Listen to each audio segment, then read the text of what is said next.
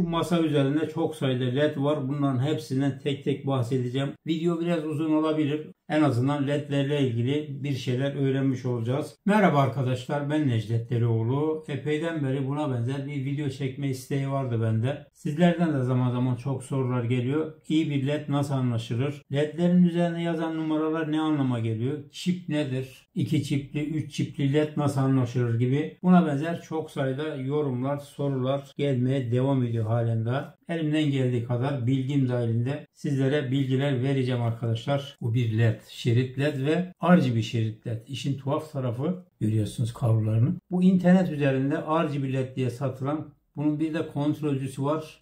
Onu kaybettim, bulamadım. Şuna benzer bir şey ama bu tabii ki bu bayağı bir etli butlu bir şey.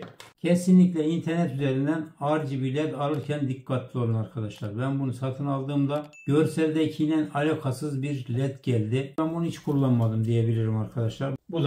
Bu vatandaşın silikonlu olanı. Görüyorsunuz, çok kalitesiz. Rainbow led aslında. Kandırmaca. Bu da RGB led. Bu da bir RGB led. Kararı siz verin. Orijinal RGB led kendi bünyesinde 3 adet renk bulundurur. Kırmızı, mavi ve yeşil. RGB diye piyasada satılan led'e baktığımız zaman yeşil, kırmızı ve mavi olduğunu, ayrı ayrı olduğunu görüyorsunuz. Aslında bu 3 rengin bir led içerisinde olması gerekiyor ki gerçek anlamda RGB olabilsin. Burada yeşil yanıyor, burada kırmızı yanıyor, burada da mavi yanıyor. RGB ile uzaktan yakından alakası yok. Bu bir Rainbow led arkadaşlar. Bu aynı mekanik klavyelerde de vardır. Rainbow diye satılır ya da RGB diye satılır. Yani mekanik klavyelerdeki ledlerde de bu bazen kandırmaca yapabiliyorlar. Bu şekilde Rainbow bir klavyeyi sizlere RGB diye satabiliyorlar. Ledler genelde 12 ile 24 volt arası çalışır. Bu masada gördüğünüz bütün ledler hepsi 12 voltta çalıştığı için güç kaynağımızı 12 volta ayarladım. Şimdi gelin RGB diye satılan ledin testinden başlayalım. Kırmızı 3 adet ayrı ayrı yanıyor. Aynı led içerisinde bu 3 renginde olması gerekiyor.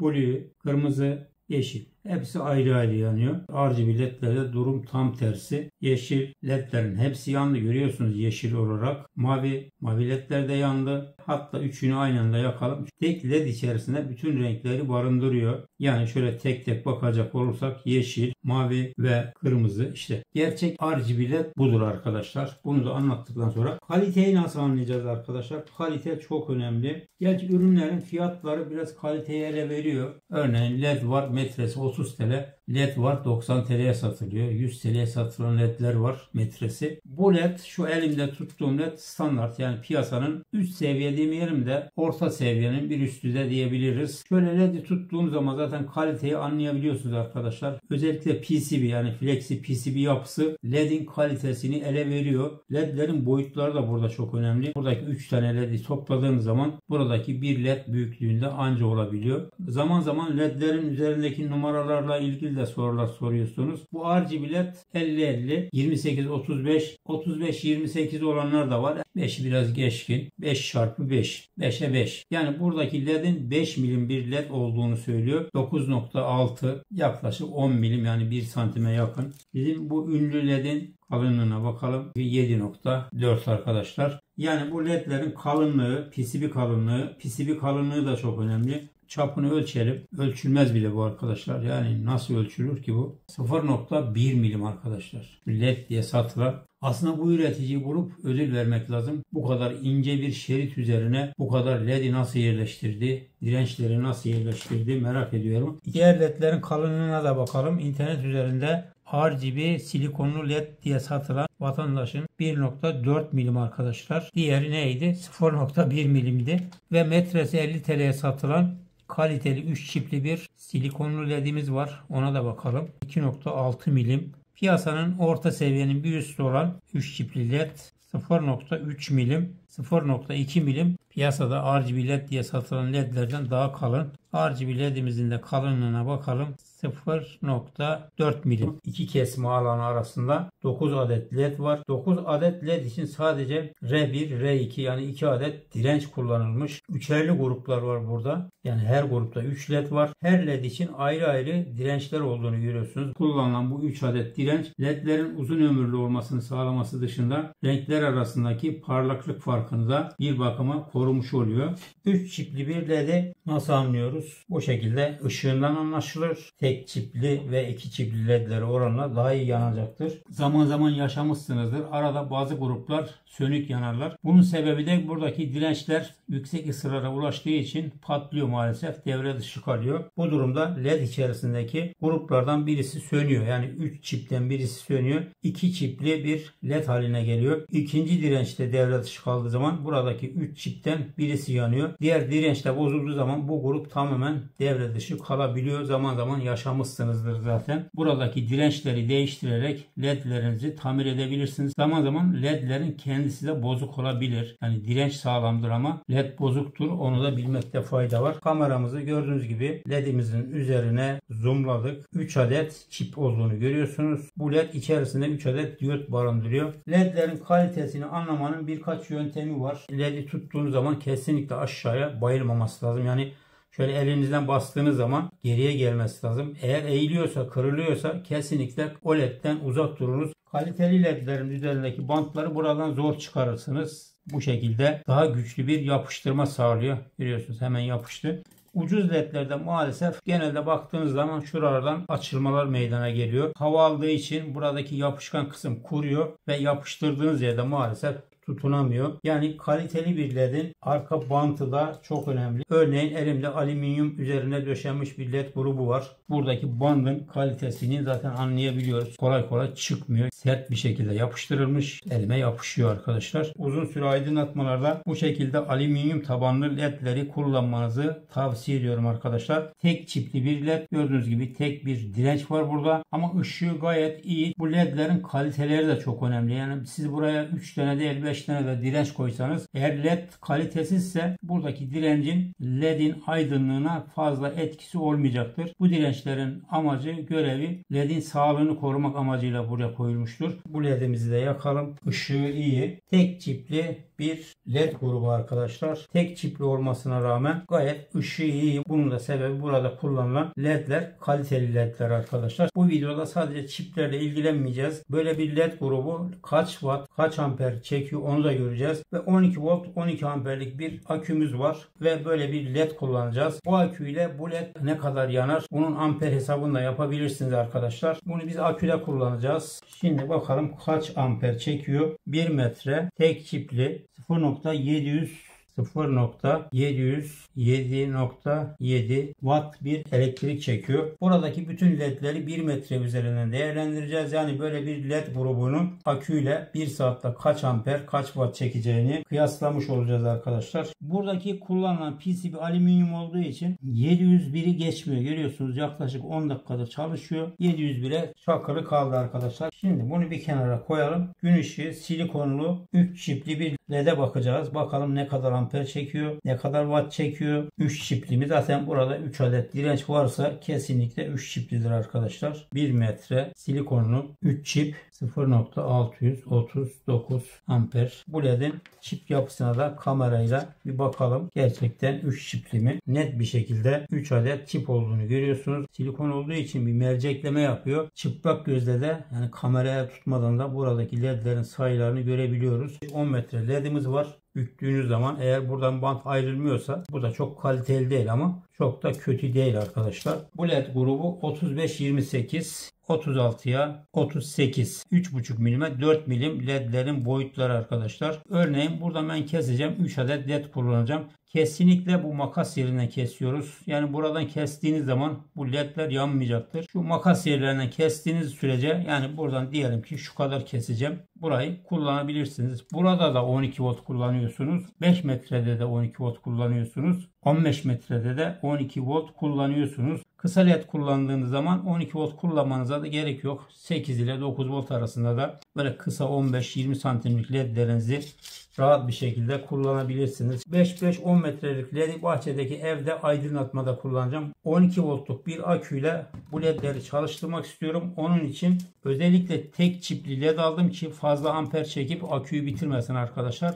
Hani ne olur biraz ışığı az olur ama en azından akünüzü tasarruflu kullanmış olursunuz. 12 volt 5 metrelik bir led grubu kaç amper çekiyor ona da bakalım. Alüminyum PCB'deki 1 metreye denk gelecek bir değere sahip arkadaşlar 5 metre. Bunu ben özellikle seçtim, dediğim gibi aküyle kullanacağım. Bu led grubunu biz aküyle kullanacağımız için araya şöyle 3.3 ohmluk bir direnç koyarak akımı daha aşağıya çekerek bu durumda hem ledlerin ömrünü uzatırız hem de akümüzün ömrünü uzatmış oluruz. Işığın şiddeti fazla düşmemesine rağmen tam 100 amperlik bir karımız oldu burada. Aküden birkaç saat daha kazancımız olacaktır. Yüksek wattlı bir direnç kullanmanızı tavsiye ediyorum. Kısacası buradaki ledin metrajına göre uygun bir direnç seçip kullandığınız zaman akünüzün ömrünü o derece uzatmış oluyorsunuz. Bu iki led ve aküyle ilgili bir video gelecektir. O videoyu da birkaç gün sonra izleyebilirsiniz. 3 çiftli bir led grubumuz var. Her grupta 3 adet direnç var. Burada dirençleri teker teker sökeceğiz. Şu anda 2 adet direnç var. Işığımız biraz azaldı. Çünkü ledlerden birisi iptal oldu arkadaşlar. Bir adet daha sökelim. Biraz sonra bu dirençlerin değerlerini de ölçeceğim. Kaliteli bir direnç kullanıldığı zaman, kaliteli PCB, kaliteli led kullanıldığı zaman amper sabit kalacağı için ledlerin ömrü o derece uzun olacaktır. Köşede bir adet led kaldı. Son direnci de sökeceğiz ve led grubumuz iptal olacak. Uzun bir şerit led kullanıyorsunuzsa, arada bir grubun birisi iptal olduysa %90 bu dirençlerden kaynaklanıyor. Ledlerden de kaynaklanabiliyor tabii. İlla dirençler bozulacak diye bir şey yok arkadaşlar. İptal oldu. Çünkü dirençlerimiz artık yok arkadaşlar. Görüyorsunuz, yanmaya başladı. Tek çip.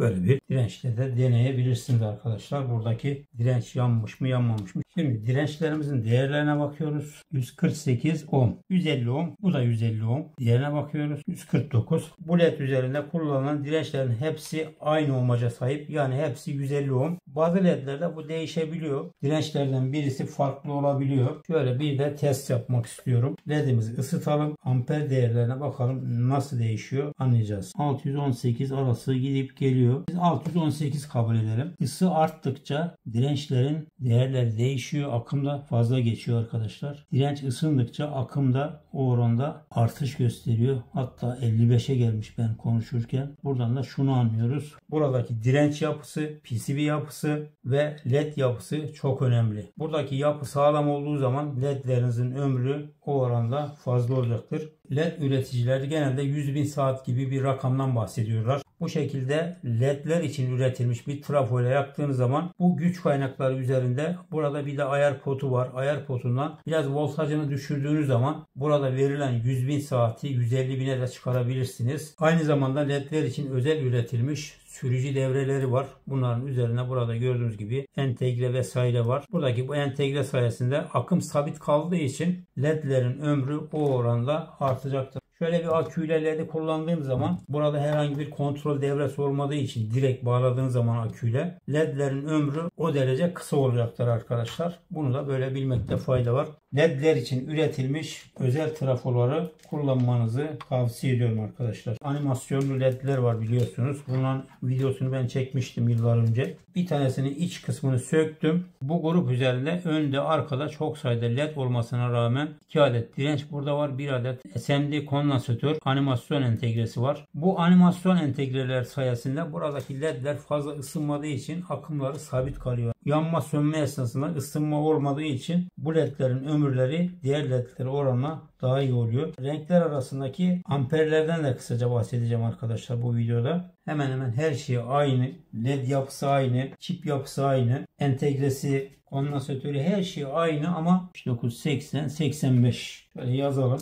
Kırmızı diyelim. 12 volt 0.085 amper. Şimdi beyaz ledler genelde daha az amper çekiyor. Renkli ledler özellikle kırmızı led daha fazla amper çekiyor. Bunun sebebi de buradaki kırmızı rengi daha belirgin hale getirebilmek için biraz daha amperi yükseltmek zorunda kalıyorlar. Yani beyaz led zaten beyaz olduğu için daha parlak yapıya sahip. Beyaz ledlerin akımları kırmızıya oranla diğer renklere oranla biraz daha düşük oluyor. Animasyon beyaz 12 volt 0050 diyelim. Başka bir led deneyelim. Yani renkler arasında da baya bir fark var. 85'e 50. Animasyon mavi 12 volt 55 amper. Bir de yeşile bakalım. 12 volt 0060 diyelim biz bunu. Gün ışığına da bakalım. Gün ışığı 12 volt. 55 gördüm ben en fazla. 0055 diyelim. Burada gördüğünüz gibi 2 adet grup led var. Ledlerin yapısı,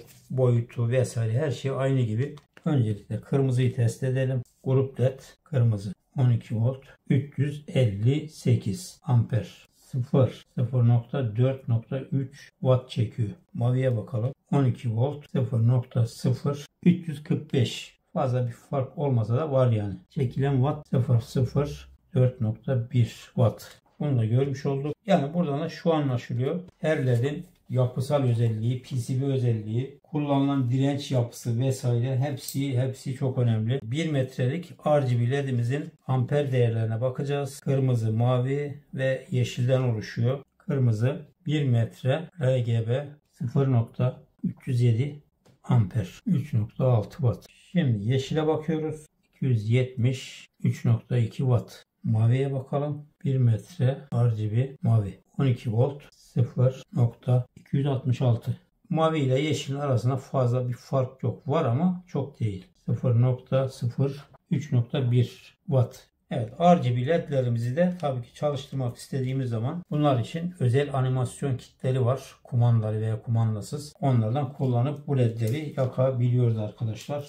Şöyle 2 adet led var. Baktığımızda ikisi de aynı. Öncelikle beyaza bakalım. 12 volt 0.035 amper. Az bir watt tüketiyor. 0.4. Kırmızıya bakalım. 12 volt 0.43 amper. Birisi 35, birisi 43. 10 amper fark var arada. 0.05 watt çekiyor. 1 watt da fazla çekiyor birbirinden. Bunu da gördük. Böyle 4 çeşit grup led var. Burada ledlerin kaliteleri de çok önemli arkadaşlar. Bunlar çok kaliteli. Genelde bunlar tabelacılar kullanıyor arkadaşlar. Üzerinde reçine var. Yani epoksi var. Kesinlikle yağmurdan, sudan etkilenmeyen kaliteli ledler. Bunlarda da 2 adet direnç var, görüyorsunuz. 2 adet direnç olduğuna göre muhtemelen 2 ledli bu. Bu grup içerisinde 2 adet led var. Zaten vatandaş buraya 2 adet direnç koymuş. Bunları ben çok kullandım. Yıllardan beri kullanıyorum. Projelerde bayağı bir işe yarıyor. Bu şekilde üçlü gruplar halinde satılan power led var arkadaşlar. Bu power ledlerde de şöyle bir durum var. Power ledlerin uzun ömürlü olmasını istiyorsanız mutlaka bu şekilde led driver yani led sürücü devreleri satın alıp bu ledleri çalıştırmanızı tavsiye ediyorum.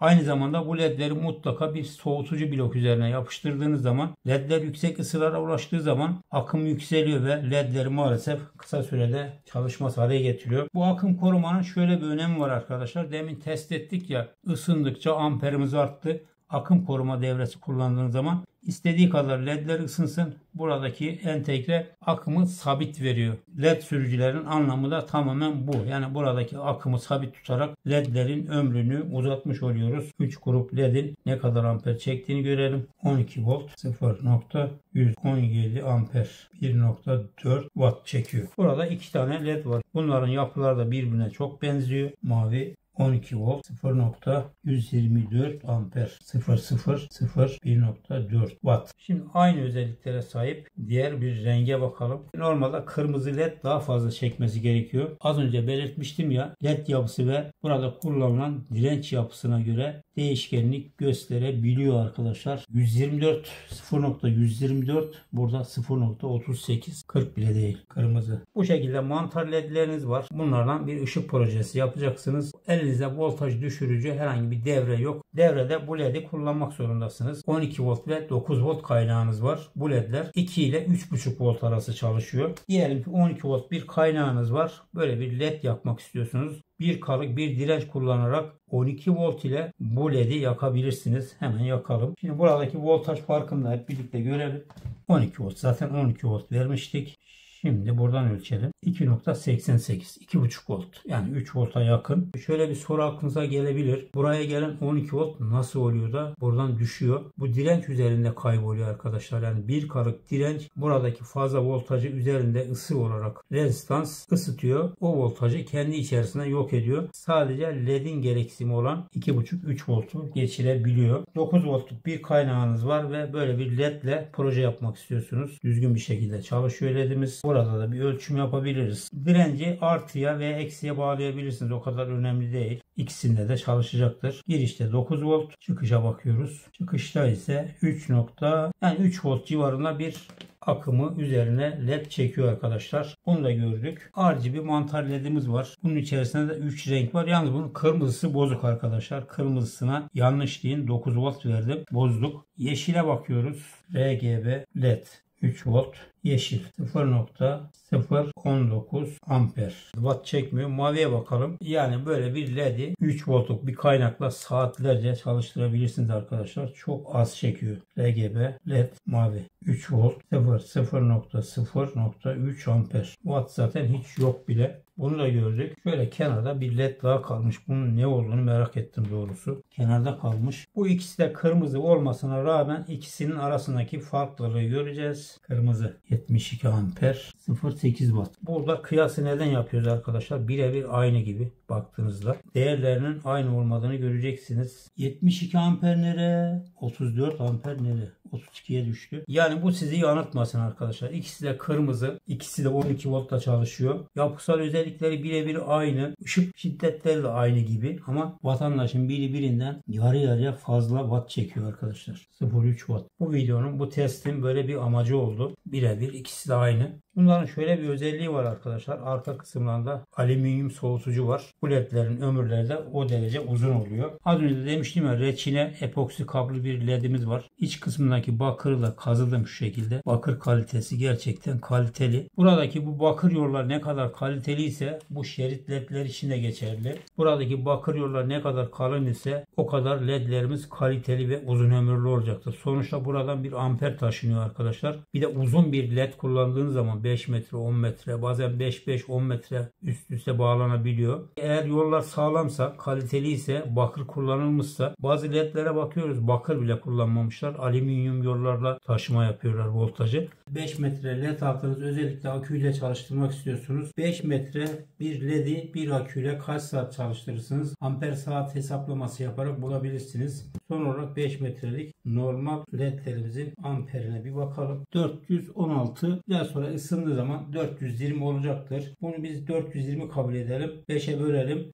0.084 amper metre başına bir akım düşüyor. Şimdi bunu aküyle çalıştırdığımız zaman 12 voltluk bir led driver kullanmanızı tavsiye ediyorum. Bu durumda uzun süre kullanımlarda bu led driver devreler sayesinde akım sabit kaldığı için ledlerinizin ömrü de o derece uzun olacaktır arkadaşlar. Şu anda test ettiğimiz ledlerimiz tek çipli bir led. Farz edelim silikonlu 3 çipli bir led kullanacağız. 5 metrelik bir led. Şimdi bunun da hesabını yapabiliriz. 1 metrelik silikon ledimizin metre başına 0.414, neredeyse buradaki 5 metreye yakın arkadaşlar. 3 çipli ve silikonun olduğu için tek amper çekiyor. Bunu bu şekilde bilmekte fayda var. Yani özellikle akü, pil gibi güç kaynakları kullanıyorsunuzsa silikonlu 3 çipli yerine tek çipli led kullandığınız zaman akünüzün ve pilinizin ömrü o derece uzun olacaktır arkadaşlar. RGB ledlere baktığımız zaman 3 grupta 3 direnç vardı. Dirençlerin değerlerini de merak ediyorum. Şöyle teker teker bakalım. 149 ohm birinci direnç. Hemen yanındaki 0.33 kilo ohm.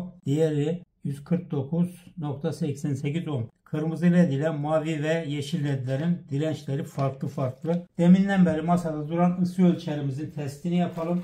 Özellikle alüminyum PCB'li ledin ısısını çok merak ediyorum. Tabii ki bu ilk yanmayla uzun yanma arasında farklılık olacaktır. Uzun süre yanan bir led daha fazla ısınacaktır. Led'i yapıştırdığınız yer metal ise bir alüminyum profil üzerine yapıştırdıysanız bu büyük bir avantaj. Şöyle 1-2 dakika çalışsın, ısınsın. Tam ledlerin dibinden ölçüyorum.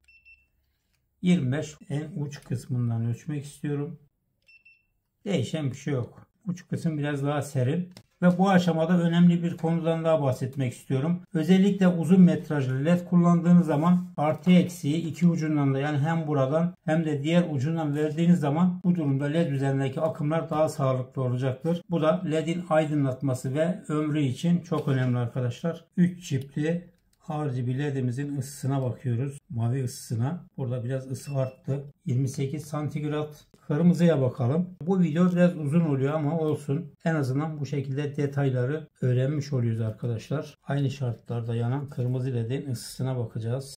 Kırmızı led biraz daha fazla ısınıyor. 31 santigrat. Kırmızı ledin akımı yüksek olduğu için fazla ısınması normaldir. Zaten bu ölçümleri de renkler arasındaki amper ve ısıları da görmek için bizim için bir fırsat oldu arkadaşlar. Bu şekilde bir video daha önce çeken olduğumu bilmiyorum ama saatlerdir bu işle uğraşıyorum. Siz takipçilerim için değişik bilgiler aktarabilmek için saatlerdir uğraşıyorum arkadaşlar. Yeşil led de gayet performanslı. Onda da 31 santigrat. Sonlarda biraz 1 santigrat düşüyor. 30'a düşüyor. Normaldir. Çünkü girişteki akımla sondaki akım bir olmuyor. Ve tümünü yakacağım arkadaşlar. Şöyle hepsini birleştireceğim. Yani kırmızı, mavi ve yeşili aynı anda yakacağız. En limit 31'di. 31'in ne kadar üstüne çıkacak ledlerin hepsi yandığı zaman. Biz şu anda bu ısıları 1 metre led üzerinden yapıyoruz. Hepsini aynı anda yaktığımız zaman 31'de 32 oldu. Sonuna da bakalım, bu ısı işini kapatalım. 32 santigrat arkadaşlar. Az önce led sürücülerinden bahsetmiştim. Bu şekilde led lambalarımız var bildiğiniz gibi. 220 voltta çalışan led sürücü entegresi, bir de direnç olduğunu görüyorsunuz. Yani bu grup içerisindeki ledleri bu direnç ile buradaki entegre yönetiyor diyebilirim arkadaşlar. Az önce de bahsetmiştim. Gerek aydınlatma gerek dekor için uzun süre ledleriniz yanıyorsa direnç ve diyot kullanarak ledlerinizi uzun ömürlü hale getirebilirsiniz. Özellikle 5 wattlık taş dirençler var. Burada 3.3 ohm, 10 ohm'a kadar dirençler kullanarak ledlerinizin ömrünü uzatabilirsiniz. Hızlı diyot, normal diyot da bir işe artıya ve eksiye bağlantı yaptığınız zaman ledlerinizin ömrü uzun olacaktır. Uzun metrajlı led kullanıyorsunuz da bu şekilde yüksek amperli led trafolarını tavsiye ediyorum. Bu güç kaynaklarını alternatif olarak elinizde varsa hurdacılarda, bit pazarlarında ucuza bulabilirsiniz. Eski güç kaynaklar var. 300 watt, 250 watt, 400 watt civarı. Bu güç kaynaklarıyla 35-40 metreye kadar ledlerinizi yakabilirsiniz. Uzun metrajlı led kullandığınız zaman güç kaynağındaki bütün molexleri kullanın. Tek bir molexe birden fazla led bağlamayın. Kısacası güç kaynağından ne kadar molex çıkıyorsa hepsini ayrı ayrı 5'er metre ledler takarak uzun yıllar kullanabilirsiniz. Güç kaynağını dışarıdan nasıl kullanırız? Daha önceki videolarda anlatmıştım. Burada da anlatmakta fayda var. Yeni model siyah kablo konnektörlerde 1, 2, 3 ile 4'ü birleştirerek güç kaynağınızı tetikleyebilirsiniz. Eski tiplerde de zaten belli, yeşil ile siyah kısa devre yaptırdığınız zaman güç kaynağınız devreye girmiş oluyor arkadaşlar. Molexlerden gelen kabloların ortadaki 2 adet kablo eksidir. Siyahlarda 12 voltu bulmak biraz zor arkadaşlar. Şöyle konnektörün ön kısmına baktığımız zaman şu yuvarlak kısım üst tarafa gelecek şekilde tuttuğumuz zaman her zaman sağ taraf 12 volttur, sol taraf 5 volttur. Deneme yanılma yöntemiyle de bulabilirsiniz. Eksiği ortaya değdirip sağ tarafa değdirdiğiniz zaman zaten lediniz yanıyor. Diğer taraf dediğim gibi 5 volt, orada yanmayacaktır. Buradan deneme yapabilirsiniz. Yanma olmadı. Yani bu şekilde deneme yanma yöntemiyle de bulabilirsiniz. Eski güç kaynaklarında Molex üzerinde renkli kablolar var. Sarı her zaman 12 volttur. Siyahlar eksi. 12 voltla ledlerinizi yakıyorsunuz. Buradaki 5 voltla da şarj cihazı yapabilirsiniz. Yani telefonlarınızı herhangi bir modüle takarak buradan bu 5 volttan şarj edebilirsiniz. Anlatacaklarım bu kadar arkadaşlar. Umarım faydalı bir video olmuştur. Elimden geldiği kadar ledlerle ilgili bilgim dahilinde bir şeyler anlatmaya çalıştım. Kanalımıza ilk defa geldiyseniz kanalımızı takip ederek, videolarımızı beğenip paylaşarak kanalımıza destek olabilirsiniz. Allah'a ısmarladık. Hoşça kalın. En güzel, sağlıklı, kaliteli günlerde görüşmek ve buluşmak üzere. Hoşça kalın arkadaşlar. Birkaç gün sonra da bunlarla ilgili video gelecek. O videoyu bekleyin arkadaşlar. Görüşürüz.